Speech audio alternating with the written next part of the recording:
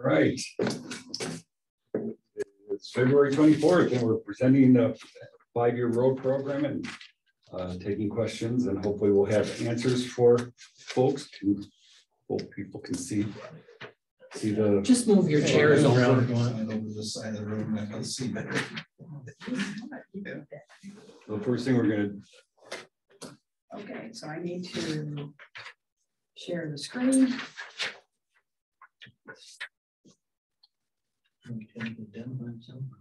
Hmm? You want Jim to identify himself for the There we go. And just for curiosity. Jim, that is online, could you identify yourself, please?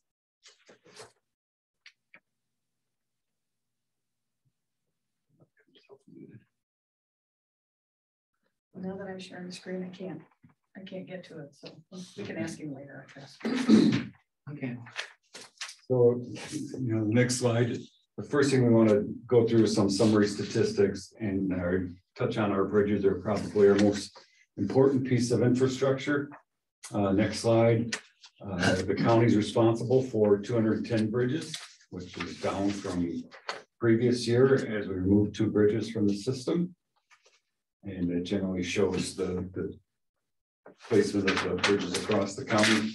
And the next slide, slide number 3, is our bar chart of where the bridges are located across the county. The average is 11 to 12 bridges per township, and Van Buren and Monmouth win the award for the most bridges. Next slide, number 5 shows our bridge condition table. This is our posted for weight bridges. We have 37 bridges that are posted for weight, and 5 of these are slated for replacement in calendar year 22. This shows that 12 or 32% of our bridges are on the 5-year plan to be replaced. And we'll have a map that shows these locations graphically coming up. The bridges in the out years reflect what are shown in the 5-year plan later on. That just kind of shows you that. Slide number 6. So 37 or 17%, 18% of the county's 200 bridges are posted for load, as opposed to 19.8 last year. So we're moved 2 bridges and repaired 5 last year, and so we're making progress. So slide 7 is talk about roads, and there are 2 types of road system within Jackson County. You have the primary road system and the secondary road system. Primary road system is state maintained. Those are your Highway 52, 61, 64, 62, and then the secondary road system that the county maintains, which is the farm to market roads and area service roads. We maintain 846 miles of county roads. And then slide number 9 generally just shows the road system and how it's laid out across the county. The state has about 120 miles, centerline miles of roads in the county, and we're responsible for 846 centerline miles. So if you were to unravel those 846 miles and do it by lane miles, that'd be over 1,700 miles, which is to get you to the Pacific Ocean from here, and if you were in a 1-lane county road. Anyways, slide 10, this just shows roadways classified by its function. Engineers and planners like to classify roads by the type of trips they handle, the connections they make within the system. The greater distance trips are carried generally on the state highways, the interstate, intrastate roads. The collector streets, which we predominantly have, serve as the connections between the arterials and the local access streets, and they provide service to those. And the land access streets generally provide access to your property. So your principal arterials are red, your minor arterials green, collectors are purple and yellow. So we looked at how do we compare statewide to peer counties. We have 342 miles of farm to market roads, or 40% of the 846 miles compared to 34% statewide, and 504 miles of area service roads were 60% compared to 66% statewide. So we have more farm to markets than average and less area service roads than average, which is generally a good thing because funding is provided based on that mileage.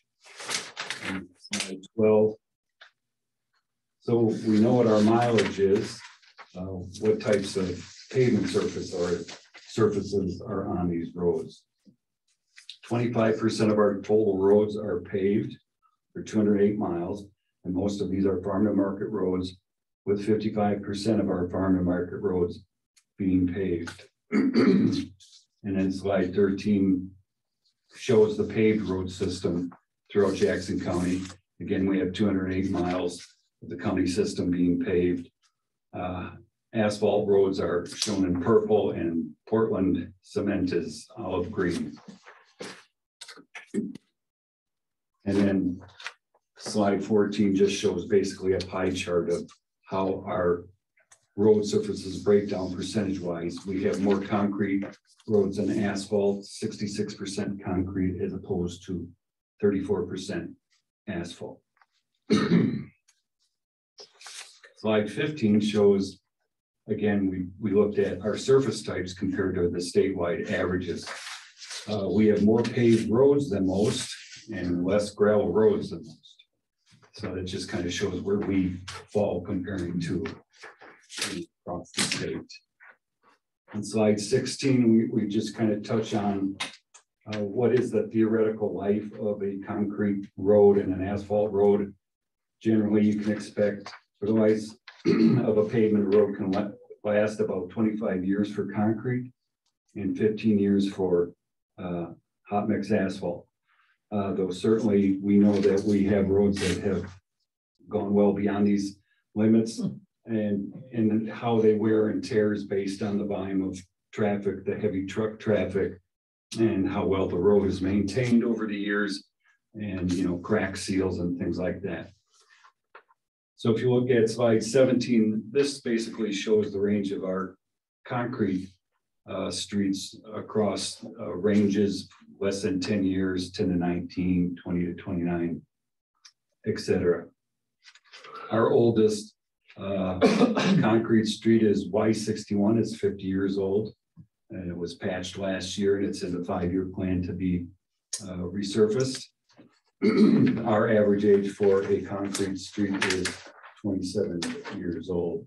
And then on slide 18, we look at that similar type slide for asphalt. They're much younger. The average age is 16 years, though we do have some that are reached 38 years. Summit Street out here on the west side of town is a county highway, and it is 38 years old. And it is also planned to be. So slide 19 just combines those two slides so you can kind of see them in relationship of the two. And then slide 20.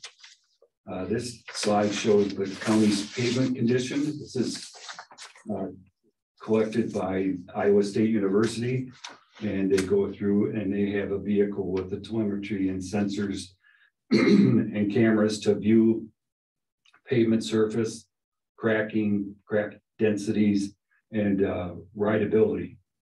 And so they go through and they rate the roads as excellent, good, fair, poor, very poor. The last time they did this was in 2019. It's been updated for some of the roads that Mike has gotten resurfaced, Iron Bridge, some of those facilities here. And it shows, 150th Street being in poor condition, I-61 poor condition, Z34 in poor condition. And so we're just working on trying to knock those out. And then I removed a slide and we jumped to funding just to touch on revenue and where expenditures come and go from within secondary roads. 79% of the funding for secondary roads comes from the state, 17% from local funds, and 4% fees and permits. And so out of every dollar that's collected in slide 24 of tax dollars that's collected in the county, secondary roads gets about 7 cents.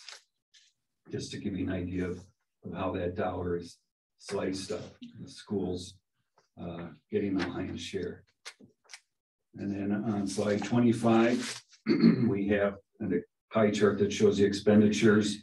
48% of the funds for the department are spent on the roads, construction, 8% for snow and ice fighting, 10% for new equipment to keep our graders up to snuff and decent plow trucks so that we can get our work done. That just kind of shows where our expenditures lie. So then we get into the 5-year plan. Going back to the local funding, for every tax dollar, secondary road receives approximately, you said 7 cents, Yes. but this says 7. Oh, no, it is. Okay, I was looking at, 7.0 cents. yeah, I was thinking it was. Okay, thank you. You bet. Yeah. You got me straightened out. Do you want questions when you're finished or as we go? If somebody would got a slide they were concerned about, would they want to ask that, or you're easy enough to go back there too? I got a question. Sure. When you put asphalt over cement, do you take it off the cement and put it on the asphalt roads? I mean, count it towards asphalt instead of cement? When we pave a concrete road, then we consider it an asphalt road. It's asphalt, so it's okay. Right, Mike? I think that's yes. On slide 27, we have the current 5-year road plan. And so this shows the projects that we're working on this year, and this was modified by the board last year by the board's input when 150th Street from Iron Hill to Teeter's Bridge was added.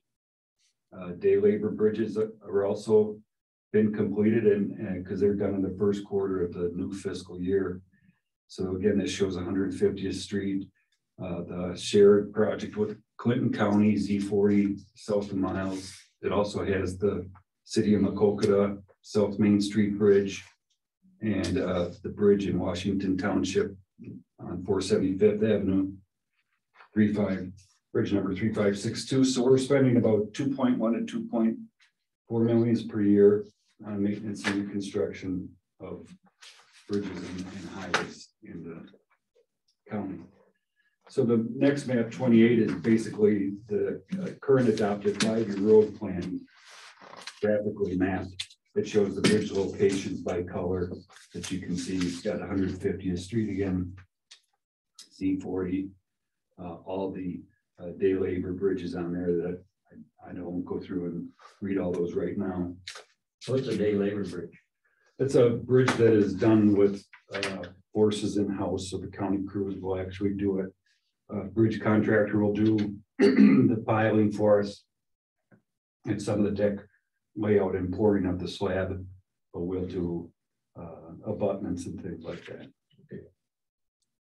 So the 5-year plan that is proposed is basically very simple. It's taking the existing 5-year plan and appending onto it projects for fiscal year 27, and that's what is shown in 30. And what we did was add in 2027 was the reconstruction of Bernard Road. Because in 26, half of Bernard Road from 150th Street to Crabtown is done. In 2027, we want to get the piece from Crabtown up to 234th Street or 200 and I can't read that. 234. So that's essentially what is proposed. You know, as we get closer every year, we pick out our day labor bridges. That's why there's always more day labor bridges in a current year than in the out years, because we don't know exactly what we're going to do at that time.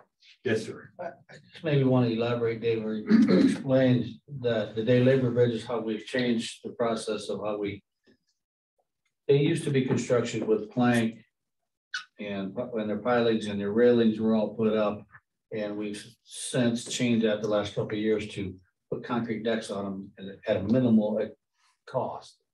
So You know, we Minimal figured, cost, but the lifespan. Doubles the It lifespan. doubles the lifespan. Yeah. you know, you figured out years ago, you had the planks and you had 4 inches of gravel. If you figure how much tonnage already on that bridge, there's already 80 ton on that bridge of gravel. You put any tubes in anymore? I'm sorry, You what? put any tubes in anymore? Take bridge up, these small bridges. Oh, up. culverts? Yeah. Yes, we've replaced one bridge with a culvert last year. We replaced an existing culvert last year. We repaired a number of culverts. We also have a culvert planned for Prairie Springs 0476. Take a bridge out and put a culvert in. Our bridge was a double box culvert, took a bridge out there, it was a box, concrete box culvert. You said you replaced the culvert. How long did they last? Well, this one failed for some reason. We think it might have been damaged when they put it in eons ago. It was still in for about 35 years, Oh, 35 or 40 years. So. that's long enough. So slide 31 shows, you gotta kind of, oh, you already did that? That shows all the projects in the proposed 5-year plan for the years 23 to 27, all the bridges and roads noted, and the road circled in red is the new addition for pavement reconstruction for Bernard Road. And it shows all our bridges spread across the county where we try to capture the ones that have the most traffic on them, the ones that are make sense for our crews to tackle. And we have the materials and things that expertise to do. So the road going from Cottonville to Lamont is red fiscal year 23. Will that happen this year or next year? Next year. Next year. So we maintain a maintenance focus for the county road system. I like to think that, you don't add on to your house if your roof needs to be redone. You need to take care of the roof first. So what we've proposed is not paving any new additional roads, but taking care of what we have and tackling the bridges that are in poor shape. So if slide 33 here, we go through and we look at the new bridge project for fiscal year 23, which is on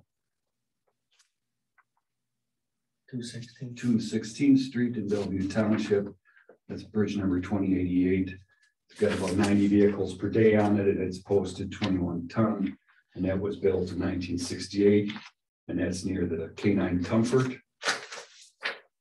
Then new bridge, Iowa Township 0252 on 576 Avenue. It's kind of a loops cul-de-sac street there with the class B, or is it C, the road that C that dies back there. So those folks are dependent on this crossing. That bridge was built in 1920. It's 20 ton. It's a lower volume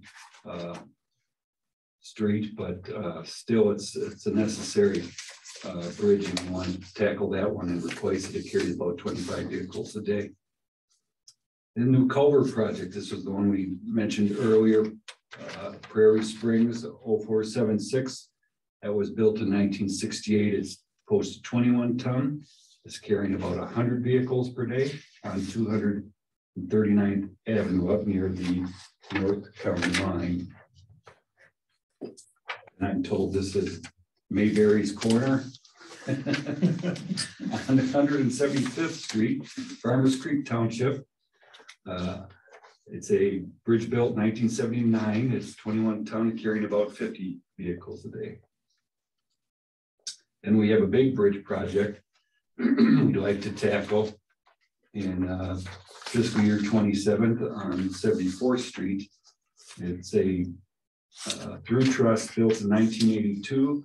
It's posted 15 ton. It's a fracture critical bridge, meaning it doesn't have redundant structural components within its system. So it's if there is a failure, it can be catastrophic. It carries about 90 vehicles per day.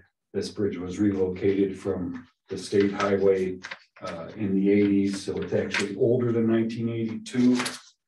The next slide, it shows some of the damaged lower cords which was probably done, we think, when they relocated the bridge. It was kind of manhandled into place, so that's how that happened.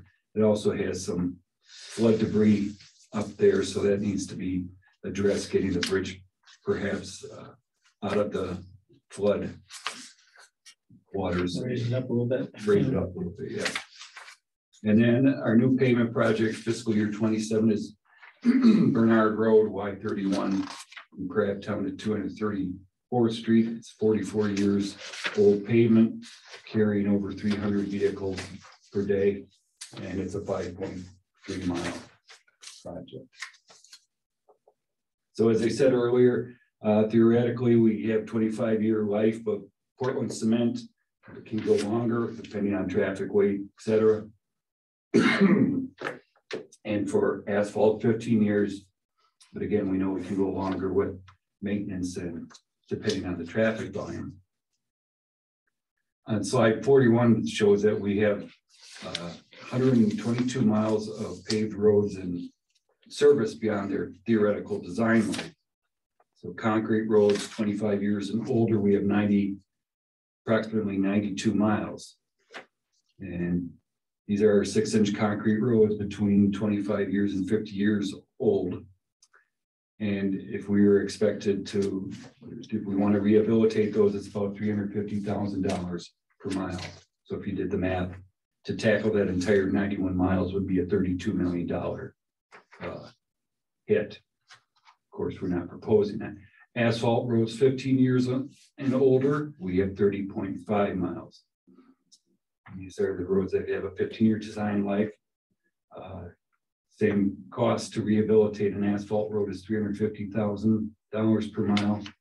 So if you were to do the math, that would be a $10.6 million project.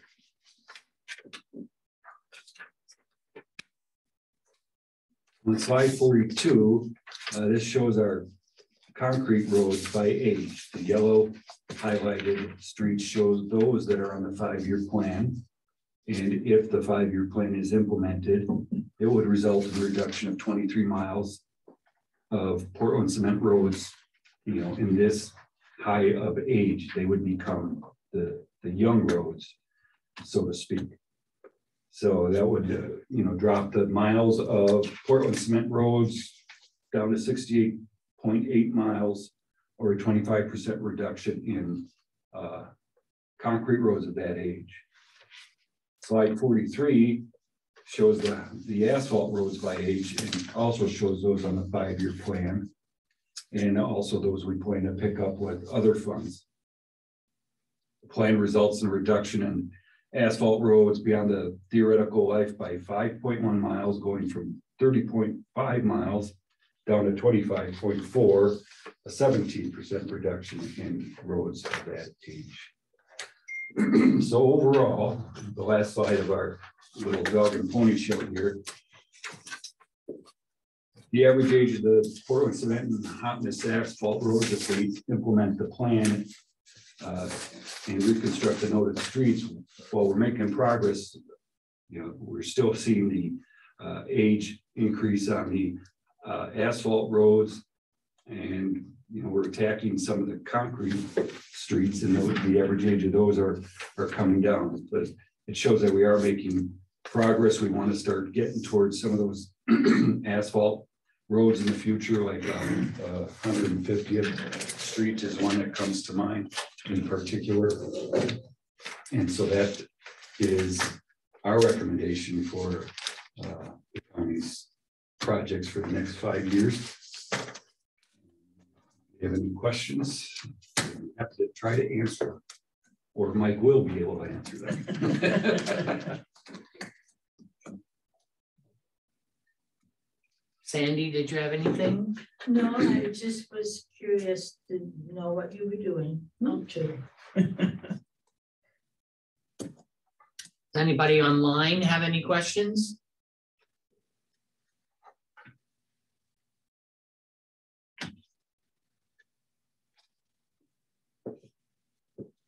This is the best public hearing ever. So quiet. Do we need action on Friday, really? Not at this meeting. This is just a public hearing. Yeah. Did we open it? Oh, we forgot that. We have to start over. I don't think my throat could take it. I do have a question on the funding types.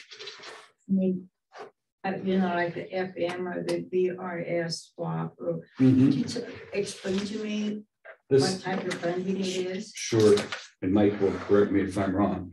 We get funding from two sources, federal dollars and state funding. State funding is, they'll provide funding for farm and market routes, which is the FM. And BRS and BROS are bridge funds, and one is for off the farm and market system, and one is for on the farm and market system. The federal dollars are STBG, swap funds and things. Those can be used on streets of only a certain functional class, if I'm correct. And I think they'll allow it on any bridges, but I'm, yeah. So we get about $382,000 allocation from the feds annually. And we can bankroll those and let them accumulate for up to 4.5 years, I believe, 4 years. No, there's no limit on how long we can bankroll the STBG money. Oh, okay. The bridge money that we get is about 380,000 a year, and you can only bankroll that for 3 years for a positive balance, or you can borrow ahead 4.5 years. And so that's how we're proposing to be able to do the Moorhead Bridge, is let that kind of accumulate Add up. a number of years. Yeah, That's over $1 million bridge, right? Yeah. 1.8 is estimated that. Yeah. And then the farm market funds is we get 1.3 million a year on that to use on farm market roads. We can't use it on just a local road that's not classified as farm market. And the state keeps very close tabs on their funding, and the reporting requirements are pretty impressive. Have you heard, is the state gonna do anything about, actually, I'll say gas tax, with so many electric cars that you use the gas, they're gonna go down, and That's, I know some states have been looking at charging people who had electric vehicles a fee to cover the costs that the state would lose by them not purchasing gasoline. I don't know what the state of Iowa is doing with respect to that. I know many places are putting in more charging stations and things, and the feds want to do more of that. But I'm not aware of what I was thinking. Yeah, I don't know. I think there's several things on legislation they've been talking about last couple of years. One is putting something on their registration every year or their license, would cost them X amount of dollars. I'm not sure. Some of that is not implemented now already, that they pay more for licensing per year or something, but Several counties were concerned on the other edge of the spectrum, the horse and buggies. And they tear the hell out of roads, those narrow buggy road wheels and the iron horse shoes. So that conversation came up along with the electric cars, so we went all the way through there. Sounds like you can. Yeah. they say the compaction like that of a horse hoof is worse than it just breaks them apart. Yeah. Mhm. I was working on a house between here and Andrew, that log home, and I'm out there working on a Saturday morning and I hear this noise. I'm like, what in the hell is that? And it was coming, but really slow. And finally I spotted it. And they had one of them old spreader wagons with the iron wheels that are about 4 or 5 inches wide, coming down the pavement with horses. And it was just making enough. It was a quiet day and you could just hear that. Any other questions? Comments? I would make a motion to close the public hearing. Second. Motion and a second to close the public hearing. All those in favor? Aye. Aye. Motion carried. Thank you both for coming, and thank you whoever's on the TV zooming in. So have a safe trip home. It is slippery. adjourn? Close public hearing, but do we have to adjourn the meeting? I'm adjourning us. Good. This is a nice little put together. Yes, it is. Yeah. Your presentation was excellent.